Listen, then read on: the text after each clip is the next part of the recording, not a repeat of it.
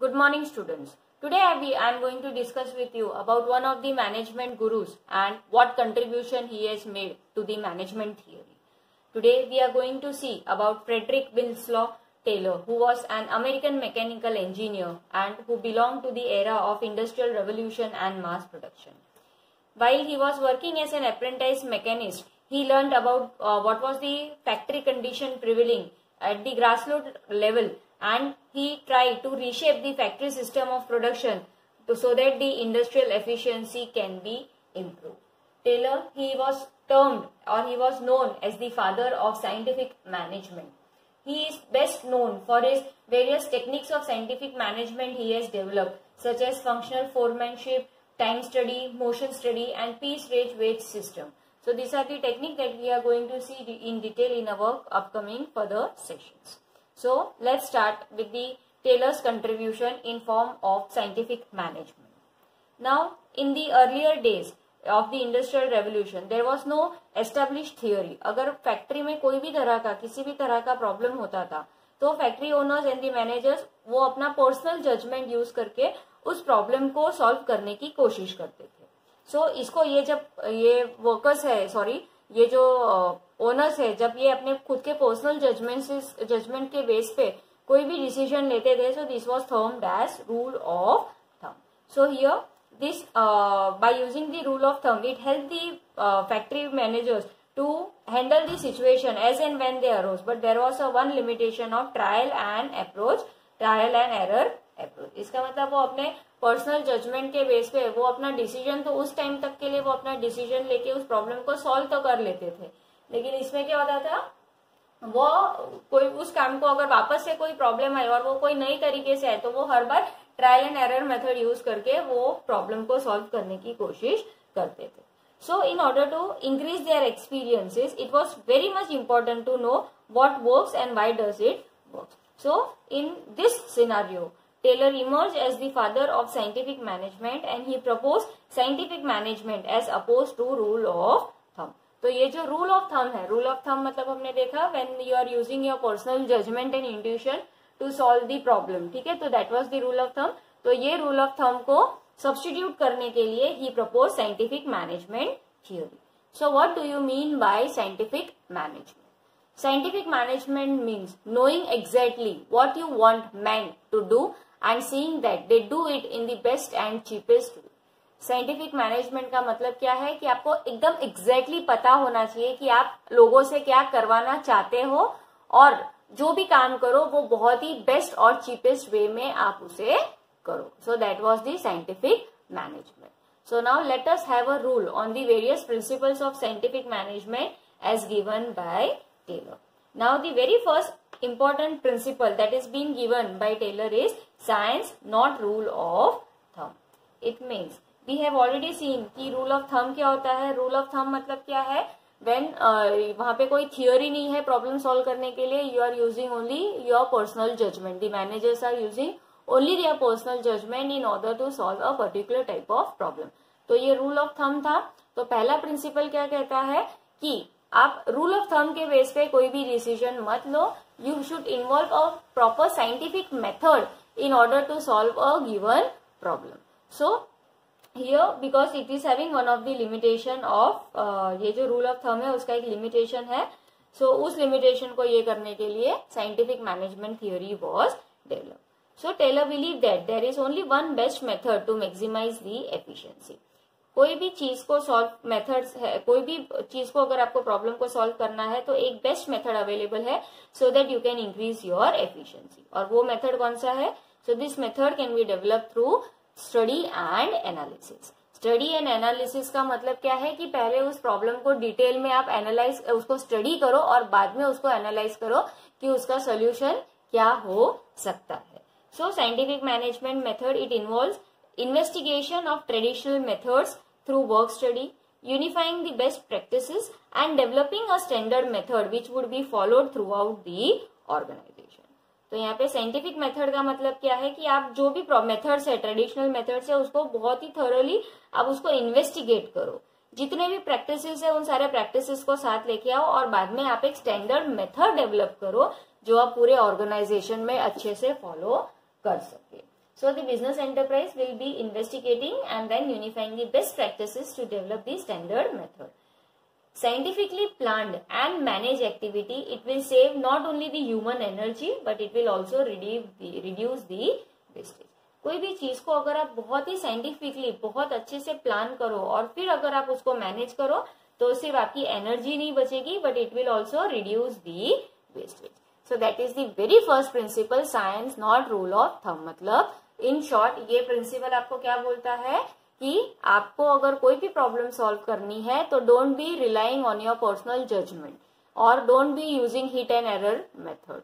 ठीक है, आपको क्या करना है, एक साइंटिफिक मेथड डेवलप करो, स्टैंडर्ड फॉर्मेट डेवलप करो. किसी भी स्टैंडर्ड मेथड आप कैसे डेवलप कर सकते हो, तो स्टडी एंड एनालिसिस के थ्रू. यानी कोई भी चीज को आप थॉरली इन्वेस्टिगेट करो, जितने भी मेथड्स आपके पास अवेलेबल है, ठीक है, ट्रेडिशनल मेथड्स अवेलेबल है, उन सबको एक साथ लेकर आओ और बाद में उसके बैड पे एनालाइज करके एक बेस्ट मेथड आप डेवलप करो जो पूरे के पूरे ऑर्गेनाइजेशन में आप फॉलो कर सकते हो, which will lead to not only saving of human energy and time but the wastages will also be reduced. Now the second important principle that was given by Taylor was harmony not discord. इसका मतलब क्या है, अगर कोई भी business को successful होना है तो उसके दो मेन पिलर्स होते हैं, एक होता है मैनेजमेंट एंड दूसरा होता है वर्कर. तो any business organization can be successful only if both the management as well as workers they work in a complete harmony. अब इसमें क्या होगा, मैनेजर एक लिंक सर्व करता है ओनर और वर्कर के बीच में. सो पॉसिबिलिटीज हो सकते हैं कॉन्फ्लिक्ट या difference of opinion among the managers and workers में arise which will be affecting the productivity and efficiency. So it is very much important कि कंप्लीट हार्मनी इन दोनों के बीच में होना चाहिए. अब ये कंप्लीट हार्मनी कैसे हो सकती है? This complete harmony between both the parties is possible only if there is a complete openness among the management and the employees. It means management should be willing to share all the relevant information and they should accept the ideas given by the employees. तो अगर दोनों के बीच में harmony कब आ सकती है, जब दोनों के बीच में ओपननेस हो. इसका मतलब मैनेजमेंट को अगर कोई भी गेन हुआ है, कोई भी रेलिवेंट इंफॉर्मेशन है, each and everything should be communicated to the workers. और अगर वो भी कोई सजेशंस देते हैं तो उसको वेलकम करो.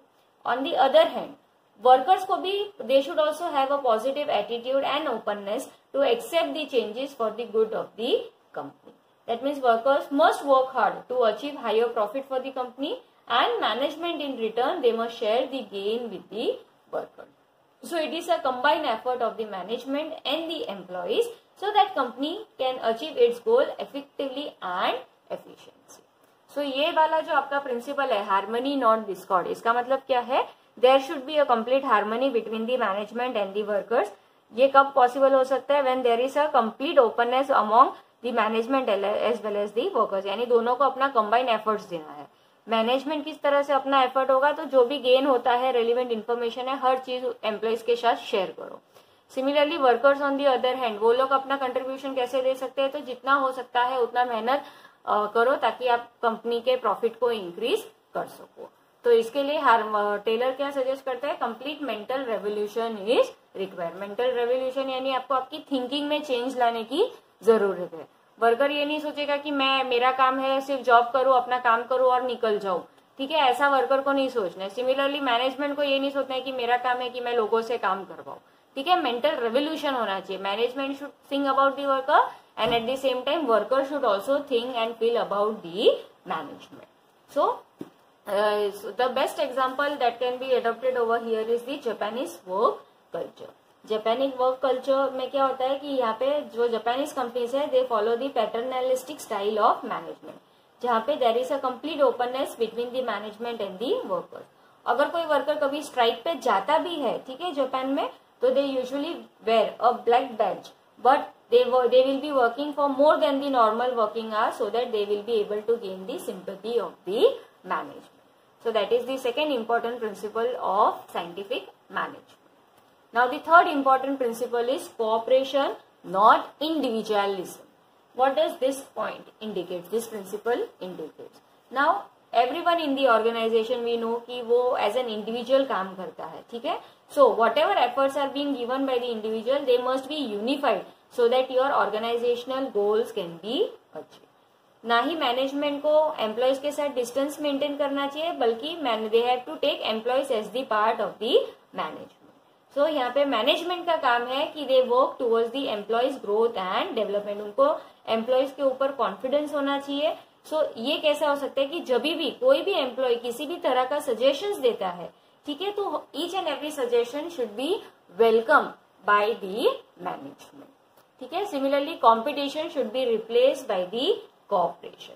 किसी भी तरह का कॉम्पिटिशन के थ्रू आपको काम नहीं करना है, ठीक है। Better good cooperation should be existing among the workers as well as the management. Employ must also make all the efforts to work for the betterment of the company. कोई भी इंफॉर्मेशन अगर कॉन्फिडेंशियल है तो they should maintain the confidentiality of the information. They must not make any unreasonable demand. So it is, ये जो principle है cooperation not individualism, it is only the extension of harmony not discord principle. जहां पे harmony among the management and employees, it will lead to cooperation and better understanding. So according to Taylor, there should be almost equal division of work and responsibilities between the workers and the management.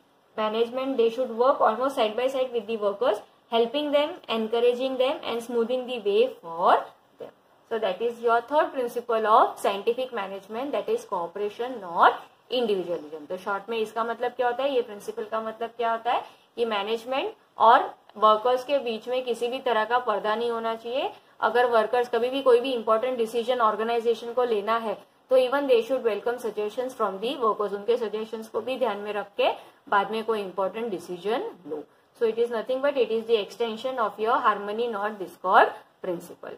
And at the same time workers को भी strike वाइक पे जाना नहीं चाहिए या कोई भी अनरीजनेबल डिमांड मैनेजमेंट से करनी नहीं चाहिए। So there should be complete cooperation between the management and the workers.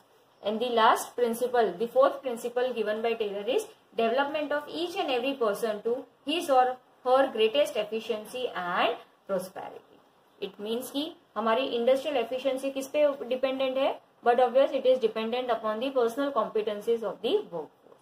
अगर आपको successful implement scientific methods को implement करना है तो जरूरी है कि आप आपके वर्कफोर्स को वैसा ही काम दो जो उनके फिजिकल, मेंटल और इंटेलेक्चुअल कैपेबिलिटीज के साथ हो, ठीक है। यानी उसका फिजिकली वो, अगर आप उसको कोई वेट उठाने का काम दे रहे हो और अगर आप उसकी फिजिकल कैपेबिलिटी देखो कि उसका वजन ही नहीं है कि वो उतना चीज उठा सके, तो वैसा काम उनको मत दो।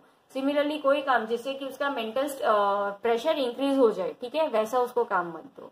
इन शॉर्ट टेलर आपको क्या सजेस्ट करता है, if you are assigning any work to the workforce, it should be assigned on the basis of physical, mental and intellectual capacity.